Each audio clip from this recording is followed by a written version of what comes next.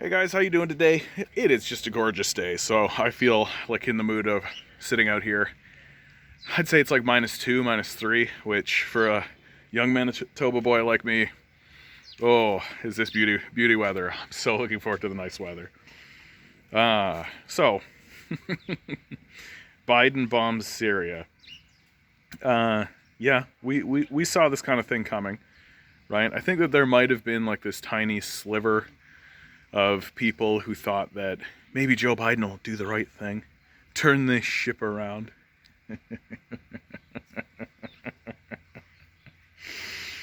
Yet for the rest of us who saw this coming from a mile away, I'm just happy to report that he's bombing a place that America has already been bombing.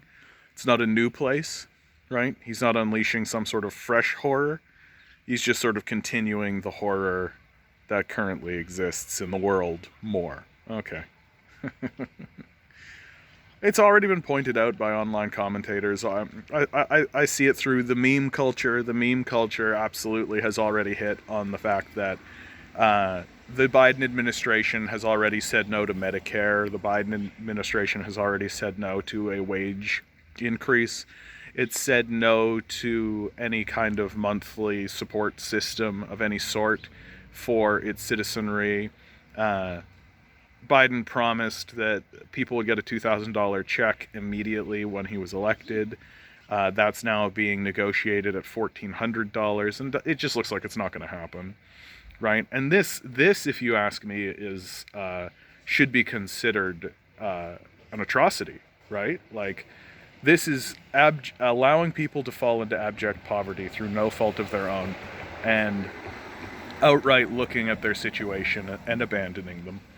Just straight up turning around and walking the other direction. And the whole excuse of like, oh, we don't have the money to do this in the middle of a pandemic, in the middle of like an enormous crisis, right? Especially one that your country has bungled and is looking to you for any measure of unbungling.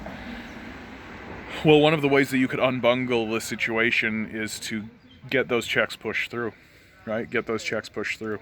Can't do it though. Can't do it. You can bomb the hell out of Syria though, right? You can bomb the hell out of Syria, right? Always money for that. There's this great George Carlin bit where he'd say that. He'd say it basically exactly what I just said, but in a much more humorous manner. But he was absolutely right that like, no, we can't pay for schools and hospitals and teachers and any of that, right? Can't pay for any of that, but we can bomb the we can bomb the hell out of Syria.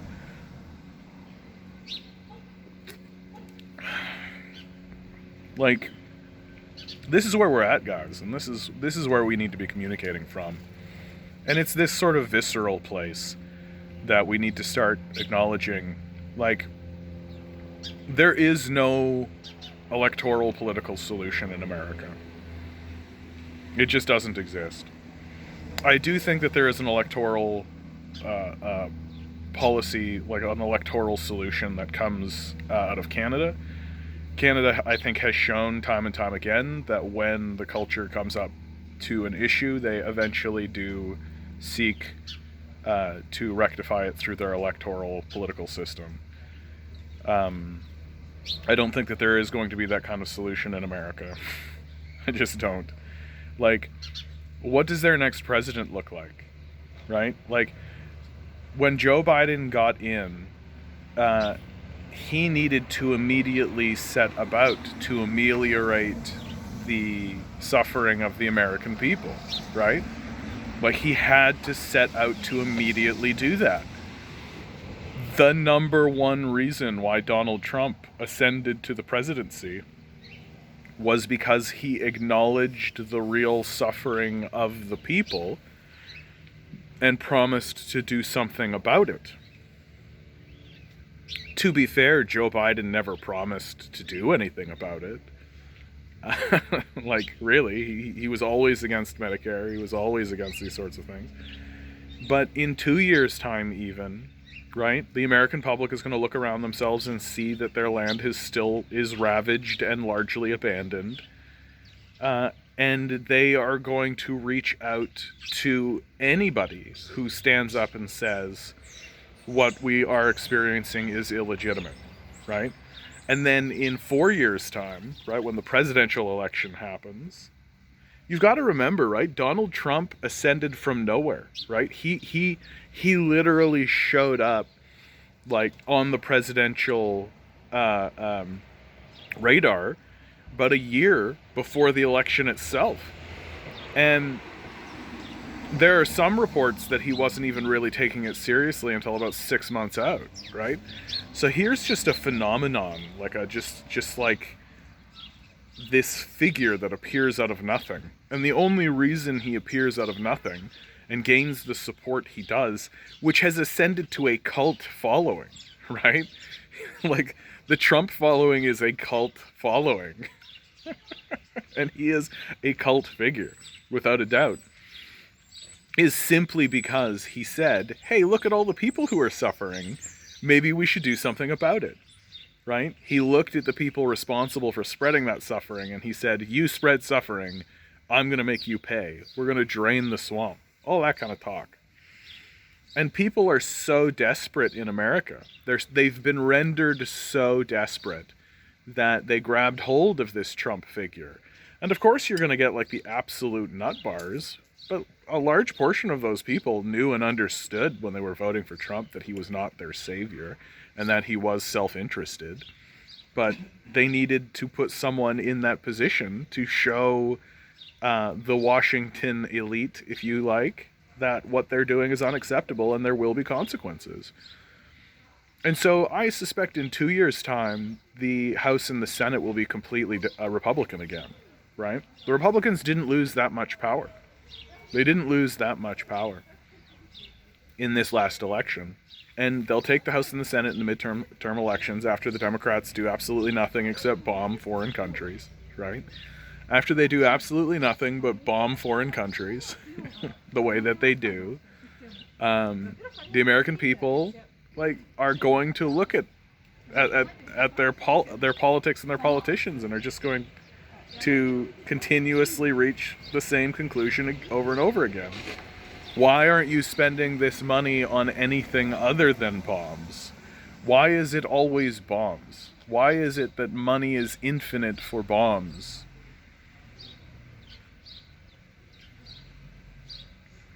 But if the Americans go and so, like, if they go and elect a Republican president, it's going to be another fellow like Donald Trump, right? Only, like, you're going to have someone come out of the Republican Party who has looked at Donald Trump, who has looked at how he ascended to the presidency through the ranks of the Republican Party, and is going to carefully study and is going to carefully analyze what Donald Trump did in order to replicate it, right? That's what they're going to do. They've already begun that process, right? There is a person currently in the world who has already undertaken the process of analyzing Donald Trump's ascension to power.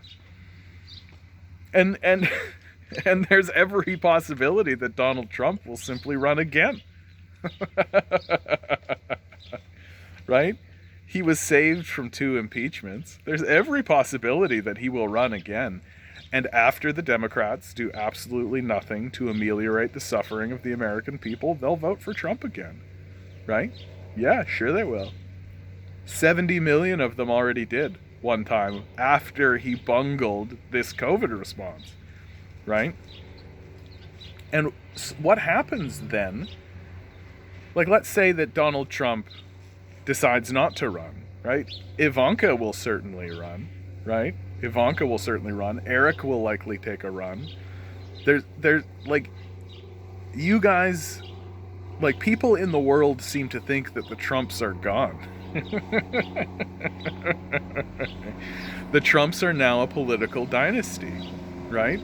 The Trumps are now a political dynasty, and they will run and continue to attempt to run in politics until they can no longer win. And it's obvious that they can no longer win. That's what happened to the Bushes, right? That's what happened to the Clintons.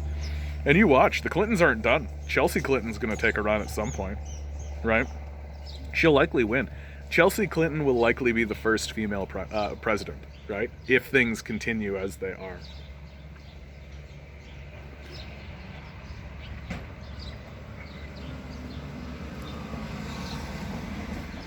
So for a person to stand up to the Trumps and actually win against them, they're going to have to understand what the game is, right? And the game is exactly, I've been reading this book, The Rise and Fall of the Third Reich, right? And the game is exactly Hitler's game. You have to appeal to the desperation in the populace. You have to appeal to the anger and the rage. You have to appeal to a return to greatness, right? Make America great again. You have to appeal to that kind of, to the individualistic desire for a self-heroic narrative, right? What I mean by that is every person believes that they themselves are a hero, right?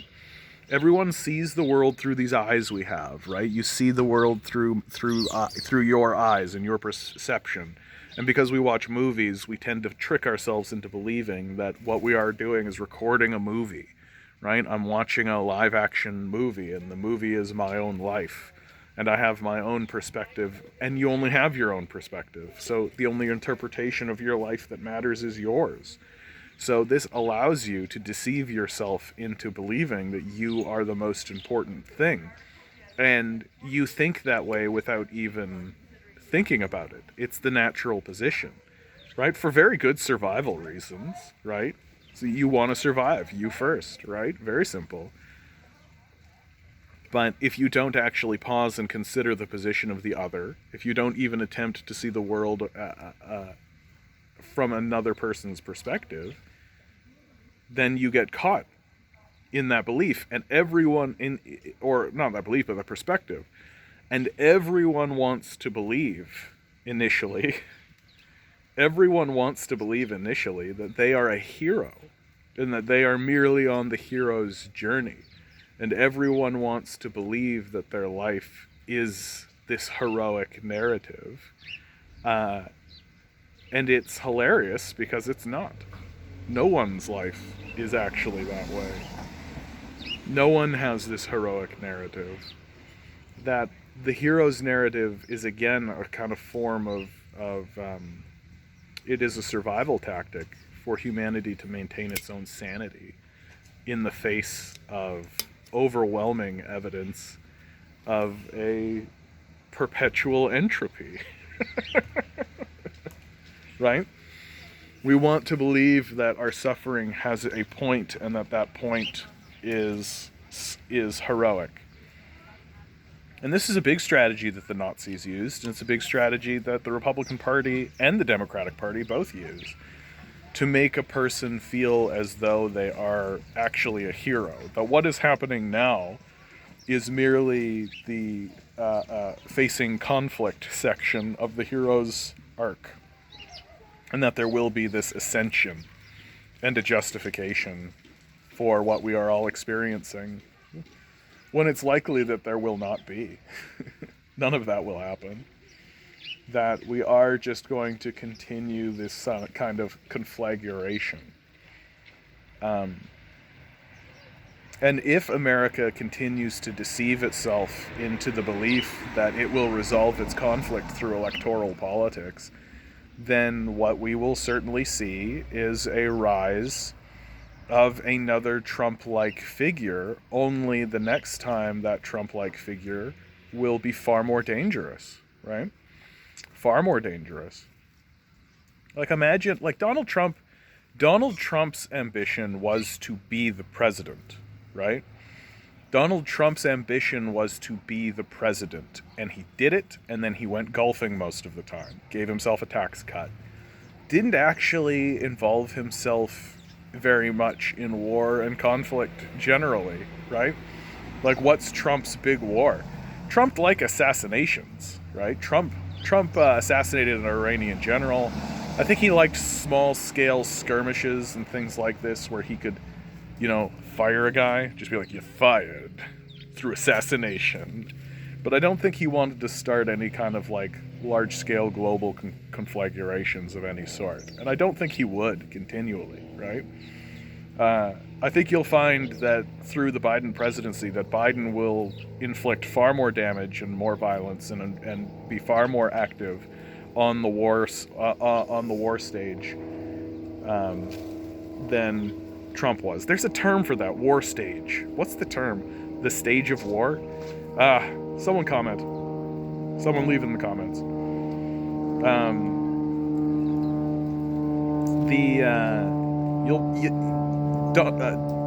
Joe Biden will be far more active on the war stage than Donald Trump, right? But Joe Biden will drop more bombs. He will kill more people. He might even start a few new wars, which is why I've been reporting so heavily on Venezuela and China, because I'm very concerned about these places, right? These are the places that are sort of plumb and ripe for plucking. And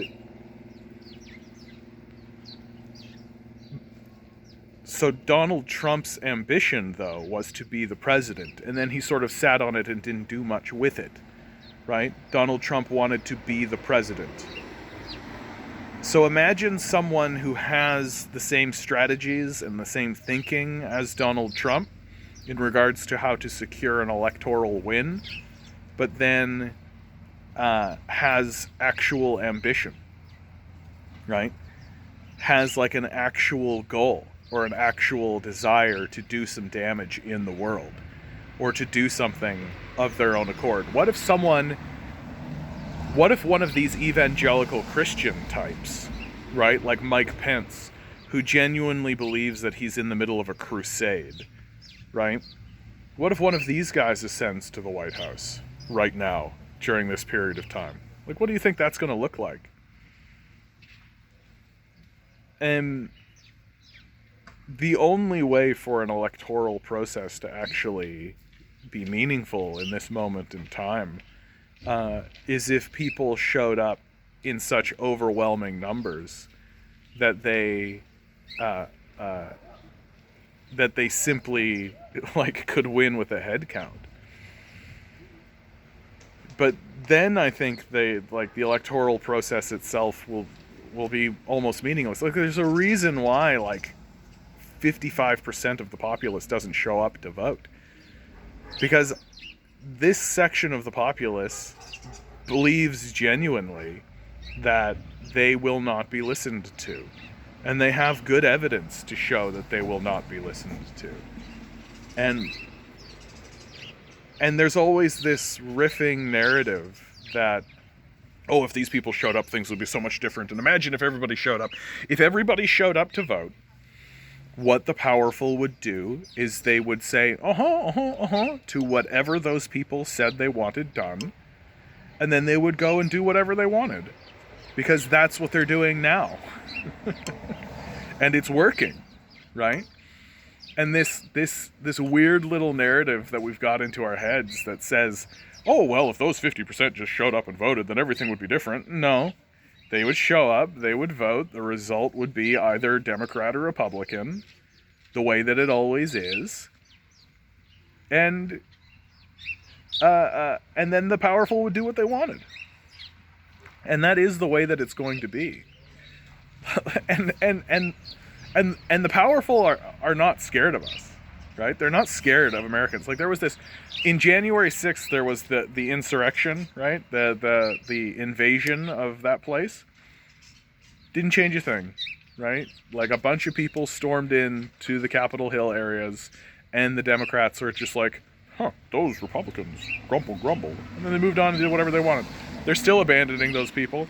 They're not doing anything to help those people, right?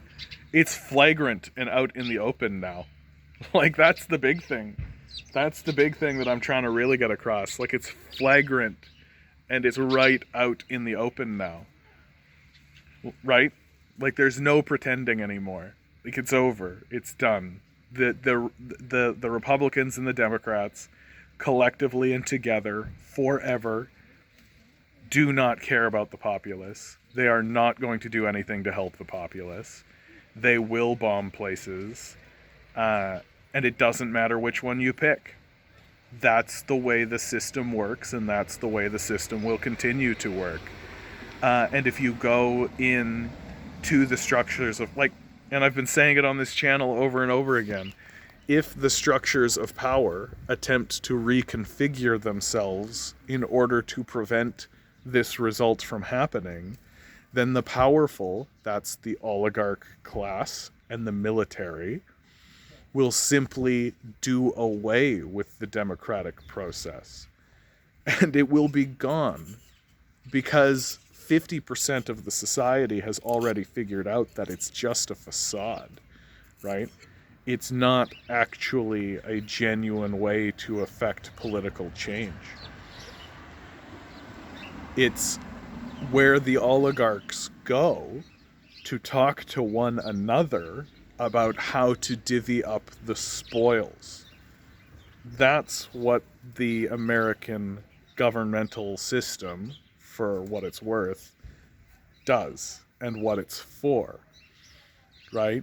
It doesn't govern to assist or help the populace. It governs to help the wealthy negotiate with one another about how to A, get plunder, and then B, divvy up that plunder. That's the American system in a nutshell. And it's designed that way, right? That's the big thing for people to understand and really know about the American system, is that it was designed that way from its inception. That from the start of the process, James Madison especially framed the Constitution to ensure that power would be kept in the, quote, wealth of the nation, right? And that's the oligarchs. Those are the oligarchs. And so the only true way to ascend to power in the American system is to become wealthy. But the only way to become truly wealthy is to already be part of the oligarch class. Or to be one of its administrators, right? That the oligarch class exists as this sort of royal dynasty in America in the first place. That there's this sort of myth of the, like, rags to riches self-made billionaire that doesn't truly exist, right? Like, they're all connected in this large-scale hereditary dynasty that has existed in America since the beginning. And so what that means is that the system itself has been designed to ultimately conflagrate itself, to ultimately blow itself up, because it is an inevitability that eventually the political rulers of America will simply say, just go die, to the populace, as they're currently doing openly, right? As they're currently doing openly. And the American people's only response will eventually be to take to the streets and surround important buildings, which has always been how the Americans have gotten things done. It's always been the way. There's never been a case where they just, passed legislation that people liked. Let's pass popular legislation. That's never been the case, right? When you look at the 60s, things happened because people were surrounding the White House, right? That's what happened. And that's the only way that politicians are going to respond, right? You think they put the New Deal in? You think Roosevelt put the New Deal in because everyone thought it was a popular idea? The New Deal happened because people were surrounding the White House. because they had nothing else to do and they had nowhere else to go. So they just surrounded the White House. And until we see something like that happen here in America, nothing's going to change. Because the negotiation has always been one of this underlying violence. That Americans will eventually surround the White House again, as they have previously in the past. Over and over and over again, they've done this. And the narrative becomes, do what we say or you cease to exist. Right? Or at least do what we say or get rid of this facade and simply have military rule. Right? Which is always in the cards. It's always possible. And so Joe Biden's America is going to look very similar to Donald Trump's America and Obama's America and George Bush's America, right? Abandon the citizenry and go bomb places. That's the strategy. That's America, baby. Because that's the way their system has always worked, and neoliberal capitalism has just ramped it right up. And they're doing everything they can to try and maintain this facade of the neoliberalism being a legitimate ideology.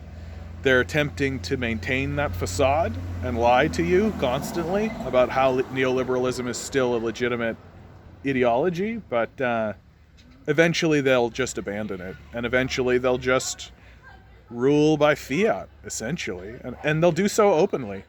Like when Joe Biden says, like, go vote for Trump then, to people who are asking him to sort of change his views, that's him acknowledging that fully. That's him just simply saying, like, you know what, we're going to dominate and control you, and you can have my face, you can have Trump's face. Go vote for Trump.